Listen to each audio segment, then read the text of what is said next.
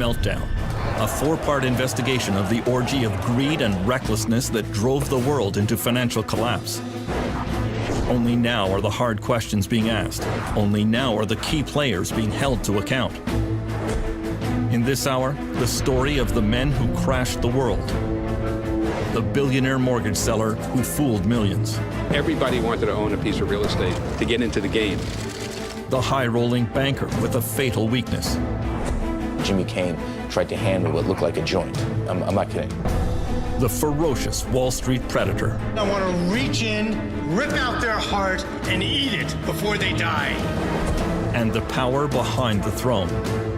The de facto president of the United States was an unelected gentleman from Wall Street.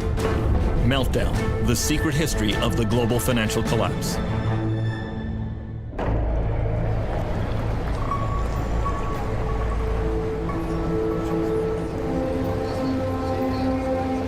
The crash of September 2008 brought the largest bankruptcies in world history, pushed over 30 million people into unemployment, and brought many countries to the edge of insolvency.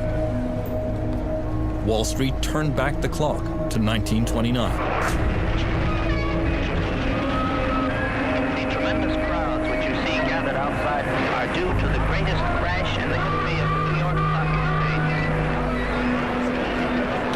Exchange. After the Wall Street crash of '29, which led to the Great Depression, the U.S. Congress launched an official investigation. Interest in the senatorial bank investigation as J.P. Morgan arrives to testify. J.P. Morgan was among the business titans to be called to account by the Pecora Commission. Flash photography was introduced to heighten the spectacle.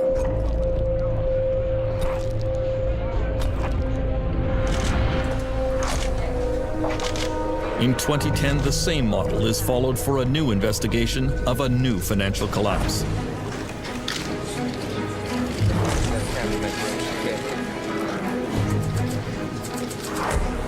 Panel, ladies, photographers, move aside. Former California Treasurer Phil Angelides is chairman of the Financial Crisis Inquiry Commission. I'm honored to welcome you as we start this series of public hearings into the causes of the financial and economic crisis. He has taken sworn testimony from a parade of government and bank officials, trying to get to the bottom of what really caused the 2008 meltdown. The consequences of this financial crisis have been grim also.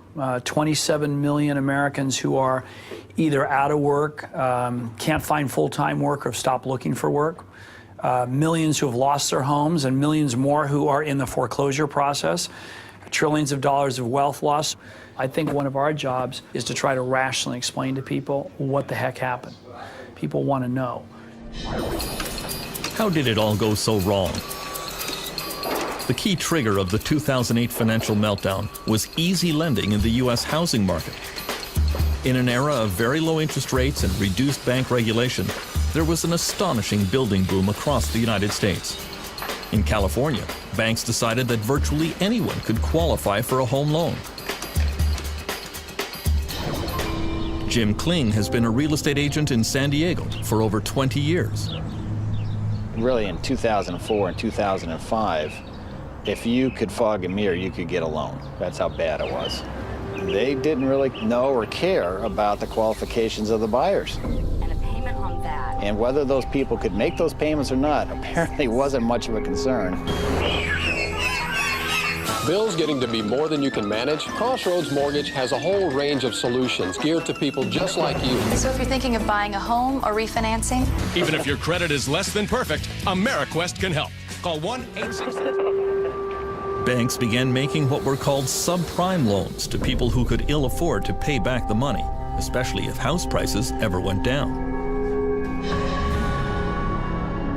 The one man who could have stopped that practice was then U.S. Federal Reserve Chairman Alan Greenspan. For 20 years, the world's most powerful banker. Greenspan was revered in Washington. His power feared even by presidents. The Federal Reserve was the one agency that had the full authority to regulate subprime lending. And despite all the evidence, despite all the yellow and red lights going off, they chose not to. Staff reports. I mean, let me just ask you, would you put this under the category of oops? Should have done it? I mean, my experience has been, in the business I was in, I was right 70% of the time, but I was wrong 30% of the time. And there are an awful lot of mistakes in 21 years. And I would point out that the captain of the Titanic was 99% right and 1% wrong. It's the size of the mistake that matters. We now know that banks and mortgage companies were indulging in all sorts of fraudulent practices to pump up their mortgage business. Many of the loans were extremely complex and the terms hidden from borrowers. There were low teaser rates that would automatically reset to much higher payments after a few months. It was no accident that the most complex mortgages were sold to the least sophisticated buyers, especially in poor and minority neighborhoods like this one in South Central Los Angeles. So as you go about your daily work and your daily business, Congresswoman Maxine Waters has represented the district for 19 years in the U.S. House of Representatives. Information. You know, I've seen mortgages that were given to 70-year-old people who were on a fixed income, whose income was never going to increase, but that mortgage was going to reset within a few years. Where was that money going to come from? I've seen mortgages that I think are criminal. Angelo Mozillo was the undisputed king of the U.S. subprime market. He is called the Golden Boy because of his permanent tan and because at the height of the subprime real estate boom, he was making about $100 million a year. Everybody wanted to own a piece of real estate to get into the game.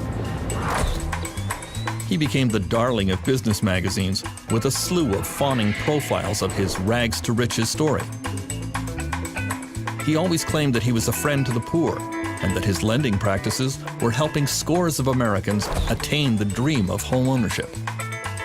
It's one thing for him to say that he was a friend to the poor, but in the final analysis, when you see that these poor people are now in foreclosure, now cannot get loan modifications, now ending up on the streets, then certainly that defies how he could have been, you know, a friend to poor people.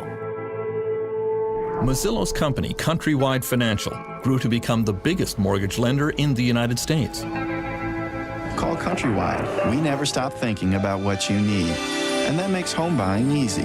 Really. Countrywide was sold to Bank of America and almost immediately plunged in value. Angelo Mozillo was placed under investigation by the Securities and Exchange Commission. The SEC uncovered very damaging private emails in which Mozillo expressed his true feelings about the dangerous subprime mortgages he was peddling. He wrote, "In all my years in the business, I have never seen a more toxic product." At the same time, Mozillo was publicly reassuring all his investors and clients. Countrywide views the product as a sound investment for our bank and a sound financial management tool for consumers. It does appear that there was a private view of the markets, and there was one that was espoused to borrowers, rating agencies, the investing public. The SEC has now charged Mozillo with insider trading and securities fraud. Lenders like Angelo Mozillo really didn't care if people ever paid their mortgages because those loans did not stay on the mortgage company's books. Mortgages were bundled together with other loans from across the country and moved to Wall Street. There, they were packaged up into complex new financial products. Bankers went wild for these financial securities that were really just stacks of IOUs. There was almost no government regulation of this market. It became a massive system of buying and selling these IOUs, with fees being charged on each transaction. It was just all a way to make fees and to package up these streams of supposed cash flows and sell them off to investors. I mean, for a while there, anybody who touched a mortgage made money. It was like the most perfect product. I once had this view that when people started talking about toxic assets, that somehow they were like a good piece of fruit that had turned bad. Well, it turns out they were a rotten piece of fruit from day one. And all along the way, whether it was the broker, the lender, the securitizer, the market maker, everyone seems to have taken the view that they had no responsibility for the product that they were moving along in the system. That became, unfortunately, this cancerous material that was injected into financial institutions all over the world. One of the first places these toxic products landed was the financial district of London, England, nicknamed the City. There was a golden age here in the years before the meltdown. Geraint Anderson arrived in the city as a young trader in 1996. He had been a hippie selling trinkets on the beaches of India until his older brother found him a job in a London brokerage. I literally didn't know what the city was. I mean, I kind of was aware that there was a stock market, and I said, well, why? I mean, you have to wear a suit and things like that. And he said, I'll tell you why. It's quite simple. You'll have about £300,000–400,000 within about 4 or 5 years, and then you can go off and live the life you want to live. Since the selling of trinkets wasn't going down too well, I thought, why not? I had no idea about finance whatsoever. I didn't know what a PE ratio was. I didn't know what a yield was. When you're in the city, all you have to do continually is present a view and present it strongly and pretend you believe in it.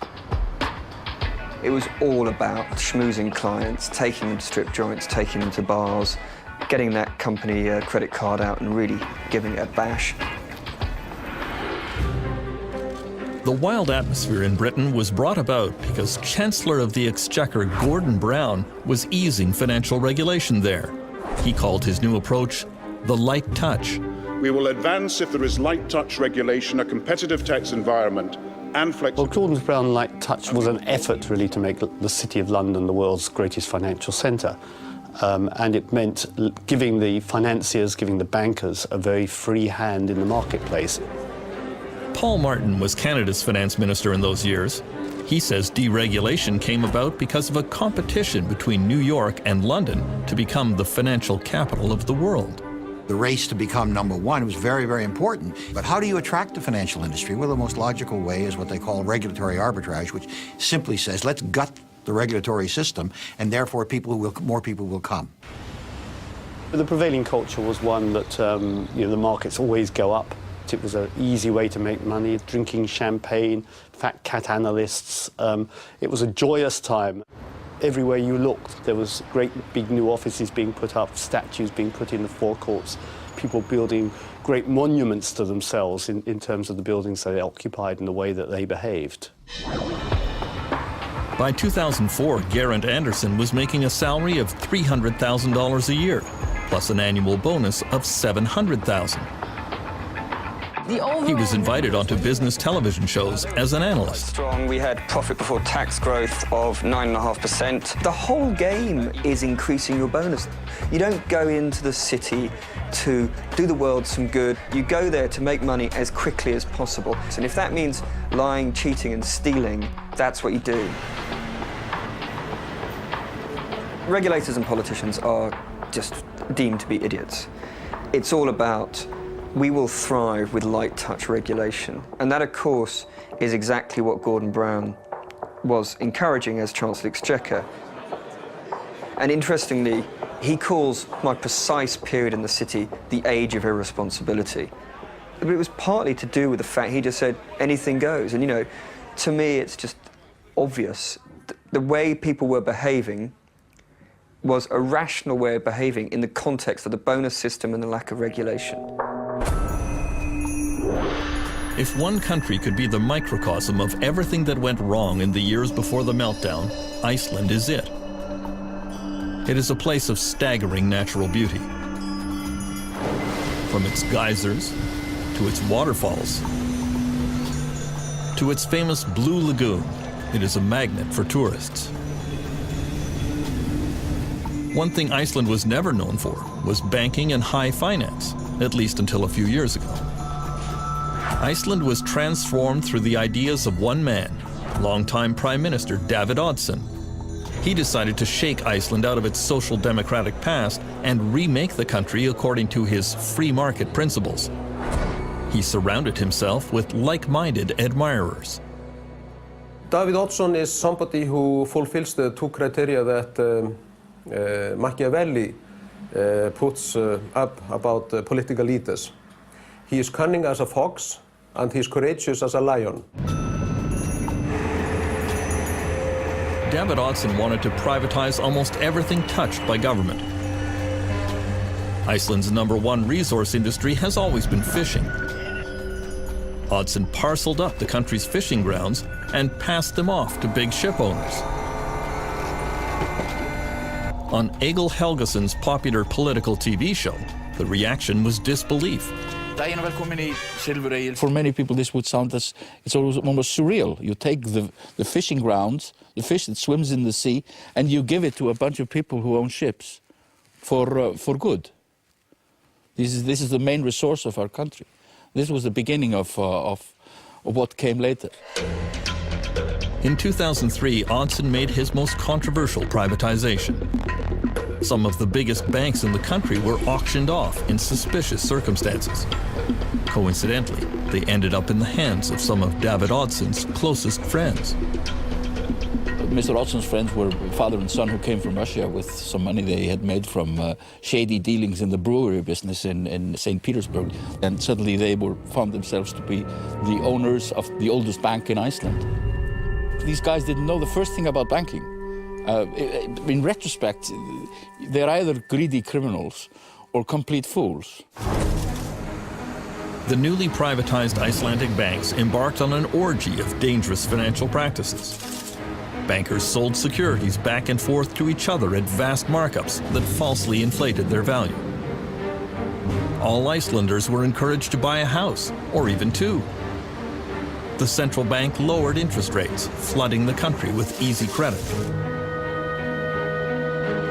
As in the United States, this triggered an unprecedented real estate boom.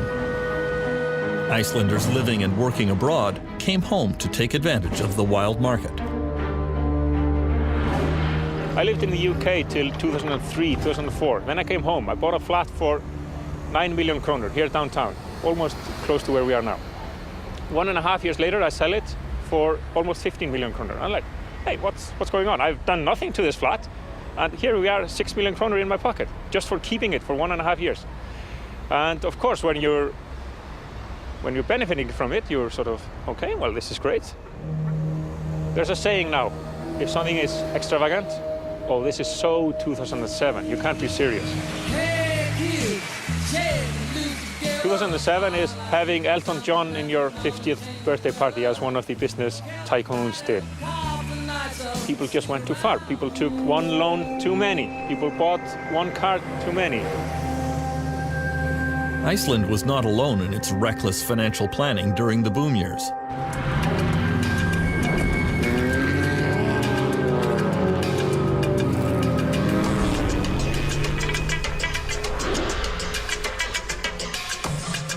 The world champion of the global real estate bubble was surely Dubai in the United Arab Emirates.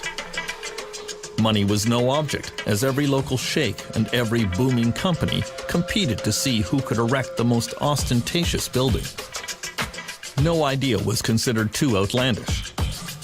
When waterfront property rose dramatically in value, Dubai decided to make more. Ships vacuumed sand off the ocean floor to make the famous Palm Islands. On them were built an endless line of luxury condominiums and hotels that were snapped up by wealthy investors from across Europe, Africa, and the Middle East. Canadian Robert Lee went to work for Dubai's leading real estate company 10 years ago. Dubai in its heydays, we used to call the sales center the fish market. It's, people could come and would say, give me an apartment, any apartment, I don't care what, 2 bedrooms, 3 bedrooms, just give me an apartment. Because in a way, people are buying options, because most people are buying things with zero intention of actually living in it. So they're buying coupons to resell it to somebody else. We'd be selling $1 billion worth of real estate in one day. All of this flowed from the vision of one man, Dubai ruler Sheikh Mohammed bin Rashid Al Maktoum. When he saw the first plans for what would become the world's tallest building, the Burj Khalifa, he had only one comment to the developer: make it bigger. I was silly to suggest a 90-story building. and the meeting was very short. He just left. But you know, I've been with him a long time, so I went again to the design studios, and then we put something really marvelous, and his question was, how much higher than anybody else? I said, it's about 40% plus. He said, great. He called me the next day and he said, where are the cranes? Was there no limit to how high Dubai could fly before it got too close to the sun? There was always a nagging sensation that is Dubai going to be like the other cities around the world that has seen the fall? But at the same time, you live here for a few years, you basically buy the story. You drink the Kool-Aid. And you're saying, hey, we must be different.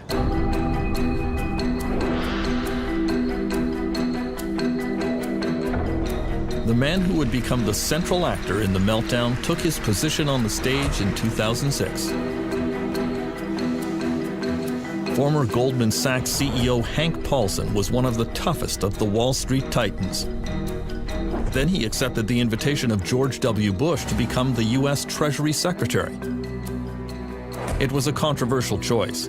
Paulson was not universally loved on Wall Street. He was probably the nastiest guy of all of them. They used to call him the snake. And this is coming from the Wall Street executives themselves. No, you know, you really can't believe everything he tells you. The reason why they didn't like him is because they couldn't trust him. Hank Paulson's aggressive, combative style came as a bit of a shock in government circles. This is a guy who would go through a brick wall to achieve his objective. Leopard doesn't change his spots. I mean, you know, why do scorpions sting? They sting because that's their nature. And, you know, Hank Paulson didn't change his nature when he went to Washington. Shortly after Hank Paulson arrived in Washington, the prices of California houses began to slide. Sales of existing homes are down a full 12% from just a year As ago. prices dropped, overextended homeowners threw more properties onto the market, triggering a downward spiral. Hank Paulson called me and started talking to me about subprime mortgages in the United States. There was a general consensus that there was too much credit and too much money sloshing around globally. We had had discussions about where this excess credit was likely to show itself, and it was showing itself in subprime mortgages in the United States, and that it was a large problem. Ça devrait se faire à partir de 14 heures. Although few seemed to realize it, the world was now infected with the toxic financial products that depended on the U.S. real estate market. It was inevitable that someone somewhere was going to blow the whistle and question what these financial products were actually worth.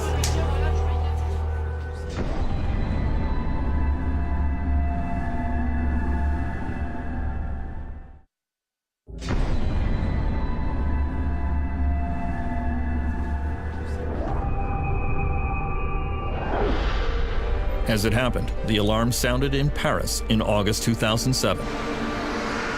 The giant French bank BNP Paribas discovered that many of its investment funds were filled with toxic U.S. securities. They stopped all withdrawals from those funds. It was a little bit like an old-fashioned movie where the bank president locks the door and tells people they can't get their money. It doesn't exactly make you feel good about the world. At the Ministry of Economic Affairs in Paris, the BNP Paribas decision triggered immediate crisis meetings, convened by Finance Minister Christine Lagarde. Ça a commencé de manière très dure, je m'en souviens très bien parce que c'était interruption de vacances immédiate, retour à Paris et discussion immédiate avec les banques sur ces conduits qu'elles étaient en train de fermer en raison d'un début de fissure dans l'édifice financier. If BNP Paribas couldn't value their securities, then one started asking how many other companies couldn't value their securities. How did anyone know what the value of asset managers were, or even banks, because of course banks were holding the same securities. And so suddenly faith in some of the foundations of 21st century finance began to crumble. In September 2007, as cracks were appearing in the foundations of the global economy, the titans of the Anglo-American financial system began to tremble. First up was Britain's Adam Applegarth, a true superstar in London's business class. Applegarth had it all. He joined an obscure bank called Northern Rock in 1983 and had a meteoric rise, becoming CEO of the bank in 2001. Oh, he was a brilliant fellow, full of himself, full of confidence, felt he could do no wrong, loved the idea that he would become a transatlantic jet setter. He'd go over to New York to arrange the next tranche of securitized debt, and felt he had a model which was much better than everybody else. He didn't get it. He didn't get that he developed an unstable model, and that if the wholesale markets went wrong, his bank would fall off a cliff very, very fast, which is exactly what happened. Good evening. One of Britain's biggest mortgage lenders, Northern Rock, is applying to the Bank of England for emergency financial support. BBC News has learned that the bank... Within hours of the BBC bulletin, worried Northern Rock customers lined up to get their money out. Maybe it's safe, maybe it's not, but I'd rather know that it was safe. I'm just going to go and put it in my bank and then... And I've taken all of my money out. Most people in the Western world had never seen a bank run before with their own eyes, and so it was something they found almost impossible to imagine. The British government was very slow to react to the panic. It was egg on our face as the British authorities, no doubt about that. And letting those queues not only form, but continue for 2 days was very damaging to the reputation of British banking. Adam Applegarth was hauled before a British parliamentary investigation of the failure of his bank, but he was characteristically defiant. Mr. Applegarth, do you actually accept you've done anything wrong? It was a good business model, but clearly couldn't deal with the unforeseen global freezing of the liquid markets. You keep saying it was unforeseen, yet this committee had been discussing it for 6 months.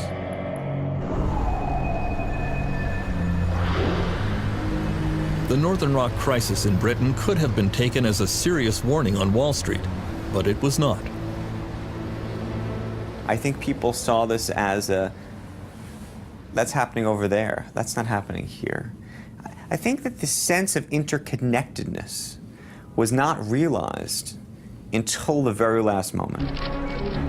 Through the spring of 2008, U.S. Treasury Secretary Hank Paulson was constantly reassuring his international colleagues that everything was fine with the U.S. economy and that only mild tinkering was required with the global financial system.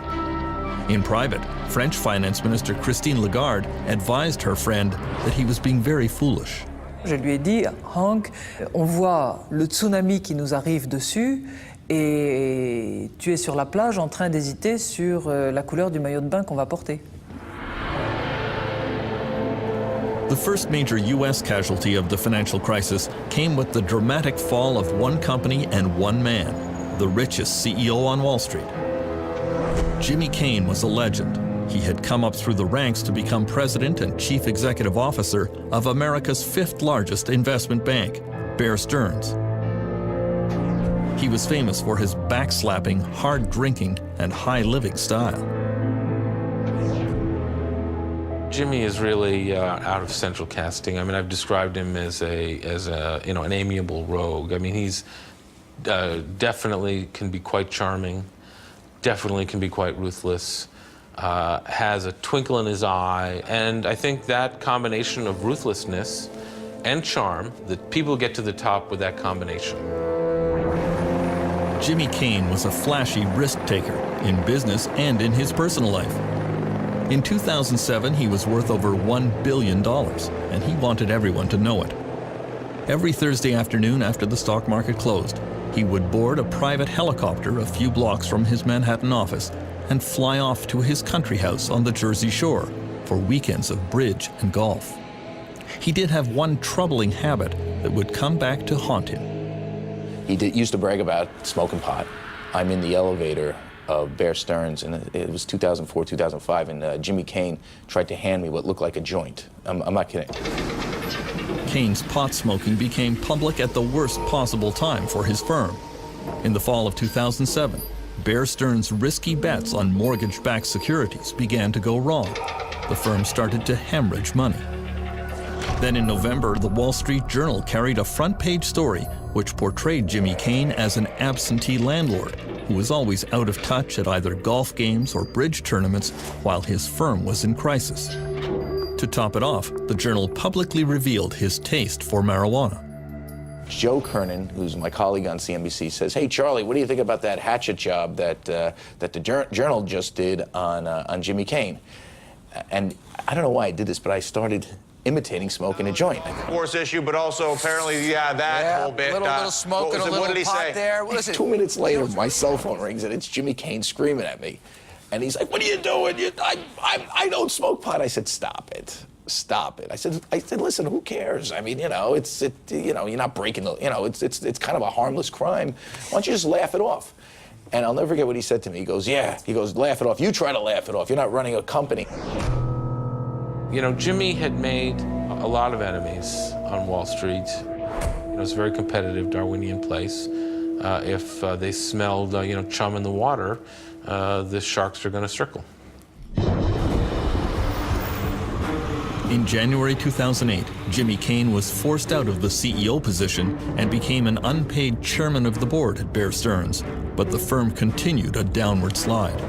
It had more exposure to toxic financial products than any other Wall Street firm.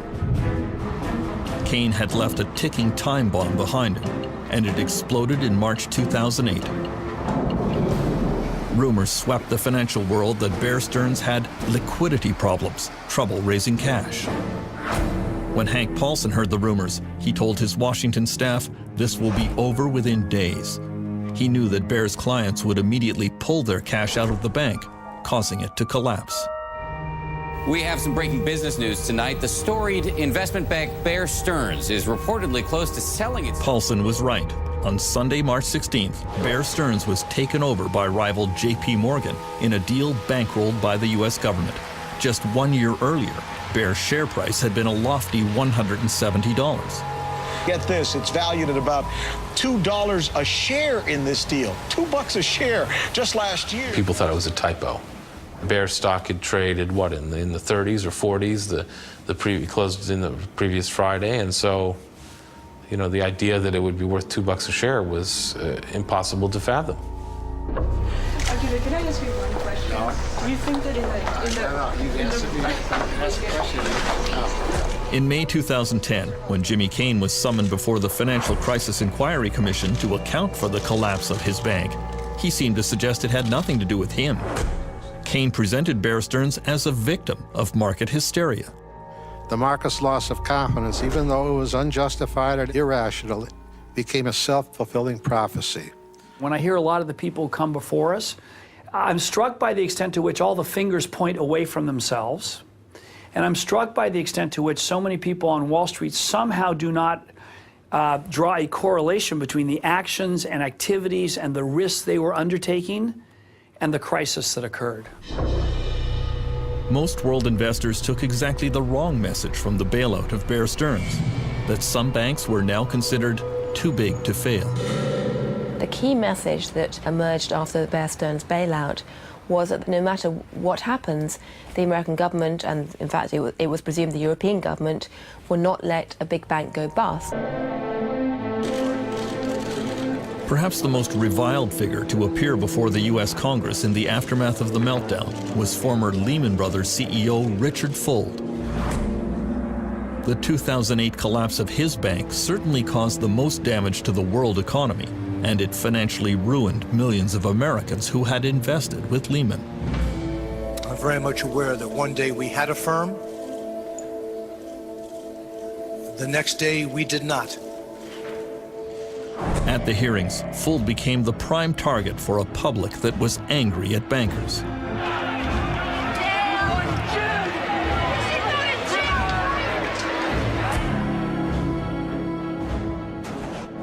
Dick Fuld had spent his entire career at Lehman Brothers, starting at the bottom and clawing his way up the ladder.